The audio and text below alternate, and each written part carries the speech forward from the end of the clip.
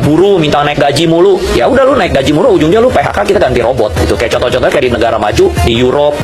Saya menyaksikan buruh-buruh menjerit dan menangis hidup tanpa pesangon.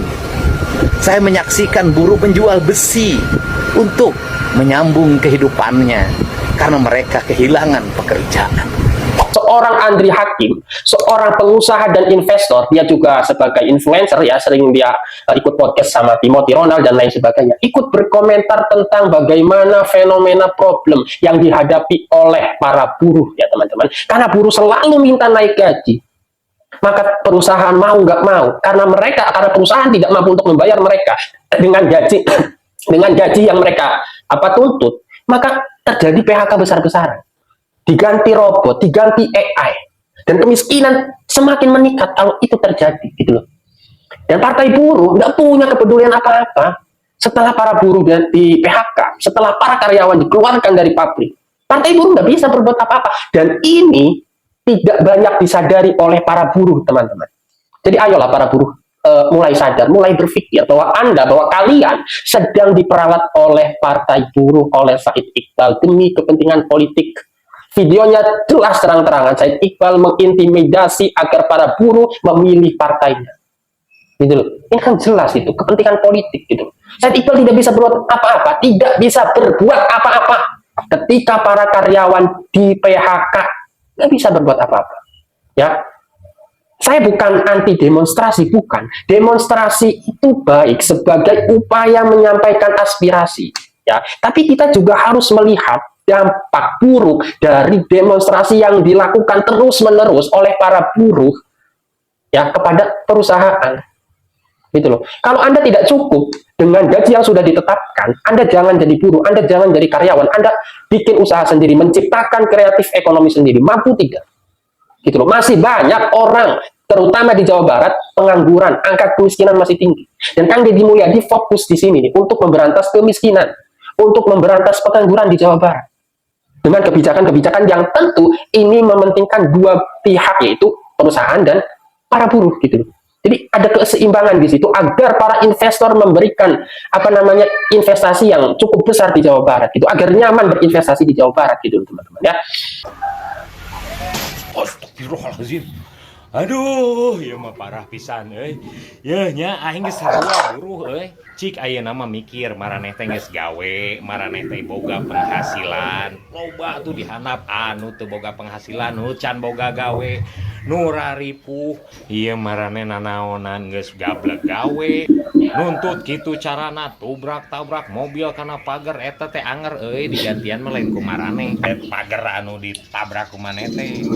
Anger nyopot tina duit pajak keneh, tina duit rakyat nu lain keneh. Siga nu heueuh sia mah merjuangkeun nasib buruh nu mana? Buruh macul, petani, pegawai bangunan, ku sia diperjuangkeun teu dipikiran teu. Aing ge sarua buruh. Aing mah ngarasa bersyukur boga keneh gawe, batur mah hese neangan gawe teh euy. Henteu ngan saukur ayeuna geus gablek gawe, ribut keneh wae, gaji kurang, dah sasaha ge pasti ngarasa kurang. Jarang lah lain moal aya, jarang jelema nu ngarasa cukup mah.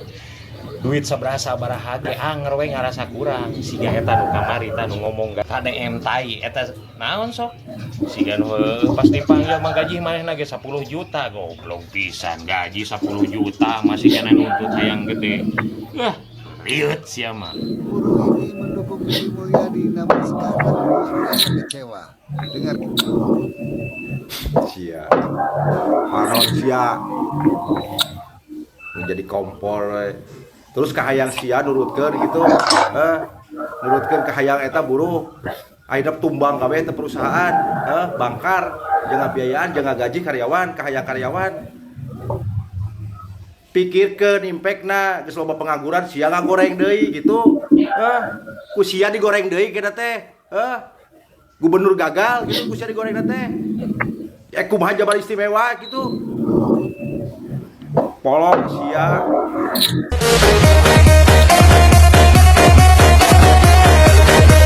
Kayak kayak buruh minta naik gaji mulu, ya udah lu naik gaji mulu, ujungnya lu PHK, kita ganti robot gitu. Kayak contoh-contohnya kayak di negara maju, di Europe ya, di Amerika semua kan udah pakai robot. Cuman Indonesia karena buruhnya murah, mereka pasti masih pakai manusia. Cuman menurut gua bro, Indonesia itu sama China itu mirip. Dulu China juga buruhnya murah, makanya semua orang bikin pabrik di Cina. iya. Tapi sekarang mana ada orang bikin pabrik kayak di Cina, semua udah pindah. Kenapa? Karena buruh di Cina itu harganya naik, udah mahal. Akhirnya di Cina itu semua bikinnya pakai apa? Pakai robot. Nah, Indonesia perlahan-lahan juga pasti naik. Minta gajinya, upahnya naik. Akhirnya pasti diganti robot gitu loh. Akhirnya nanti pindah lagi ke negara yang lebih jelek lagi, misalnya ke Pakistan. Akhirnya ya pasti tergantikan dengan AI. Makanya manusia itu nggak boleh stop learning ya. Iya. Kayak pepatah Darwin lah bro ya. Di dunia ini bukan yang paling kuat atau yang paling pinter gitu ya, yang paling bisa beradaptasi gitu loh. Tangkap Ketua KSPI Said Iqbal ya, alungkeun ka Ciliwung Tuman, nah ngariweukeun wae. Ayo barudak Uber tah si Said Iqbal, Uber tewa kadinya.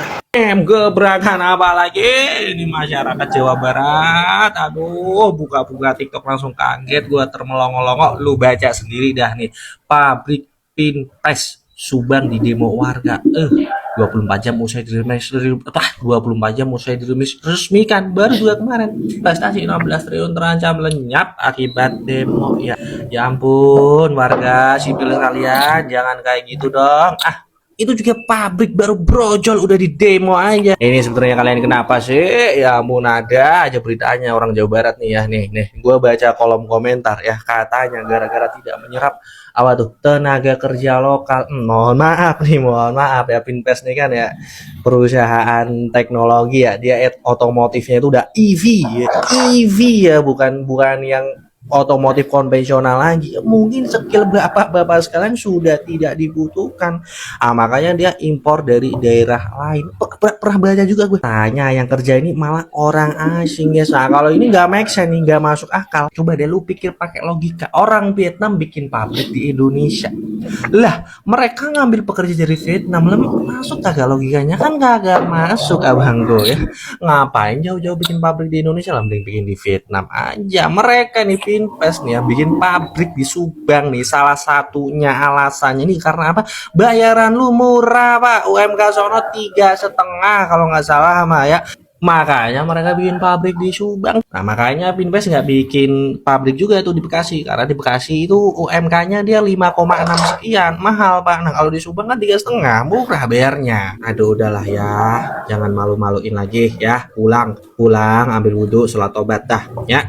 Itu 16 triliun loh ya, gede itu. 16 triliun tuh gede. Nah, ini pemerintah juga masa nggak turun tangan. Ini ada perusahaan asing ini mau bangun pabrik, ini mau invest tuh, nanti multiple efeknya itu bakalan gede banget. Emang lu mau warga Subang isinya tukang gorengan semua, tukang martabak semua?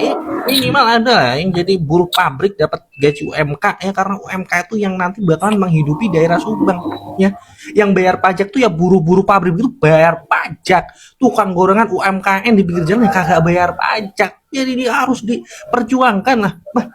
Bingung dah gua ya.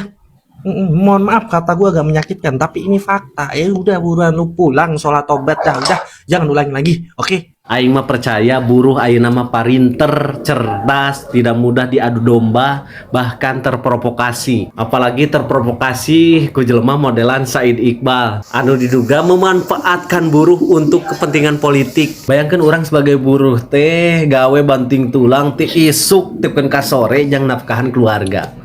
Tapi setiap orang gajian dipotong 1% jang iuran serikat pekerja. Ayeuna semisal gaji orang teh 5 juta ya, berarti 1% dina 5 juta teh 50.000. Tah eta teh setiap bulan satu orang satu anggota. Lamun misalkan di satu perusahaan eta aya 1.000 anggota, kalikeun atuh 50.000 kali 1.000 sabaraha. Ya tapi kan hasil iuran eta teh jang kegiatan organisasi seperti rapat, demo. Tapi ulah polos teuing, gaji ketua jeung pengurus organisasi pekerja oge digaji teh make duit iuran anggota. Lumayan sih gajina 2,4 juta hingga 15 juta per bulan. Eta teh lamun iuranna diambil dari pekerja anu gajina teh UMK nya, upah minimum kabupaten atau kota. Tapi coba bayangkeun lamun misalkan 1% eta diambil dari UMSK upah minimum sektoral kabupaten dan kota. Anu upah atau gaji nate di atas UMK. Beuki gede deui atuh iurana. Makana kunaon jelema ieu gogoro kan paling lantang soal UMSK. Paham meureun arahna ka mana? Hiji deui, menurut data BPS tahun 2023 ya, jumlah buruh pabrik di Indonesia mencapai 19,34 juta. Taruhlah 19 jutanya buruh pabrik teh. Kira-kira lamun misalkan iurana kita ambil dari gaji UMK, misalkan 5 juta 1%-na 50.000 dikali 19 juta buruh pabrik, kira-kira sabaraha? Yang kemarin nabrak pagar proses, yang mencaci maki menghina proses. Organisasi buruh versus Deddy Mulyadi. Jadi yang sekarang tarik-menarik adalah keinginan organisasi buruh untuk mendesak KDM mengesahkan seluruh aturan tentang pengupahan, terutama rekomendasi upah minimum sektoral yang tidak boleh dicoret, tidak boleh dihapus, tidak boleh diutak-atik oleh gubernur. Di sisi lain, gubernur kekeh merevisi rekomendasi itu atau tidak memasukkan rekomendasi itu dalam peraturan gubernur. Sehingga organisasi buruh menganggap KDM melanggar aturan. KDM kekeh saya tidak melanggar aturan karena itu sifatnya rekomendasi. Kalau menurut saya itu tidak baik, maka saya tidak masukkan. Nah, disitulah terjadi tarik-menarik, bahkan demonya itu berujung anarkis. Beberapa kali pendemo dari buruh itu mengancam KDM dan mengeluarkan kata-kata yang kasar, tidak pantas, dan kemudian memframing KDM tidak pro rakyat dan hanya pencitraan atau konten. Tetapi KDM kemudian membalas bahwa apa yang dilakukannya adalah untuk melindungi rakyat. Bagaimana? Dia ingin membuat keseimbangan antara kepentingan perusahaan supaya tetap ada di Jawa Barat, bisa merekrut tenaga kerja, bisa menghasilkan pendapatan untuk rakyat dan daerah, artinya menjaga iklim investasi usaha di Jawa Barat nyaman sehingga mereka tidak hengkang keluar daerah, dan menjaga aspirasi buruh agar tidak ditekan atau diperas oleh pengusaha. Kebijakan pengupahan itu berubah. UMSK tidak diperbolehkan lagi. Akhirnya industri padat karya jatuh berguguran. Saya menyaksikan buruh-buruh menjerit dan menangis hidup tanpa pesangon. Saya menyaksikan buruh penjual besi untuk menyambung kehidupannya karena mereka kehilangan pekerjaan. Untuk itu, saya mengambil resiko ini. Saya merelakan diri saya dicaci maki. Jadi KDM berusaha di tengah. Karena beliau sangat berpengalaman ketika organisasi buruh ini dituruti, maka efeknya perusahaan akan minggat semua. Sehingga pada akhirnya terjadi pengangguran besar-besaran, rakyat Jawa Barat tidak bisa bekerja lagi. Jadi prinsip KDM, mending yang ada aja disyukuri sambil diperbaiki pelan-pelan.